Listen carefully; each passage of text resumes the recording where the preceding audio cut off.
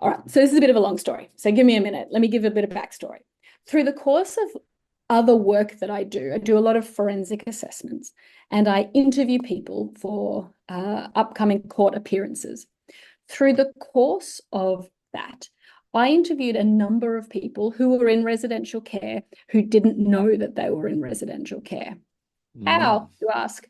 I say they hadn't heard the term residential care. So some careful questioning, they could tell me that they'd been in a group home or a boys' home, or they, could tell me that there were staff and other kids. It wasn't a family, but they'd never heard the term residential care.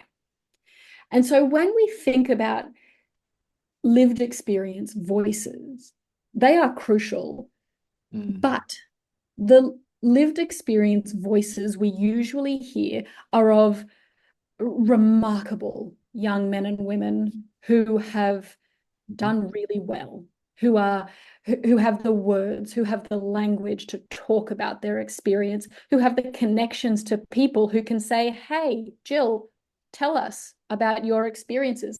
Someone who wants to go to Create and be a youth ambassador, someone who wants to go into social work and psychology and do research. There's a lot of PhD students with lived experience, and they are remarkable. And those are the voices that we hear.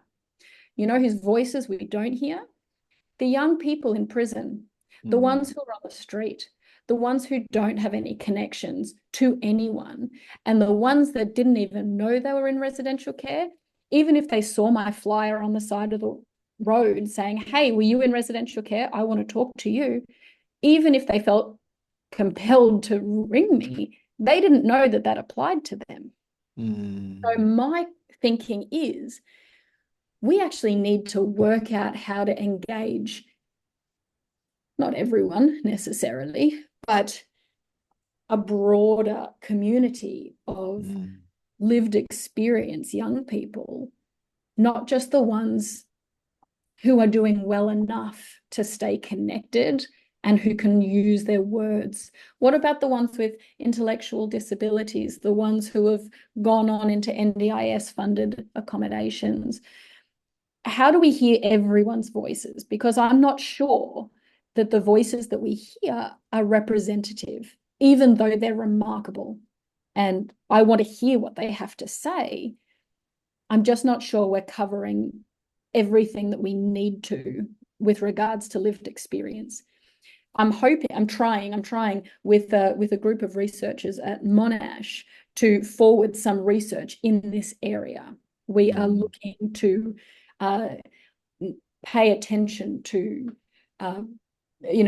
people whose voices have not been heard. We are looking to research. There's been a lot of research about the pathways from out-of-home care into youth justice. There's been remarkably little research into the pathway from out-of-home care to adult justice and the adult prison system. And there's been a number of people that I have interviewed who have bypassed the juvenile justice system entirely, and they go straight from out-of-home care into the world and then randomly into the adult justice system. And we want to know what those pathways are.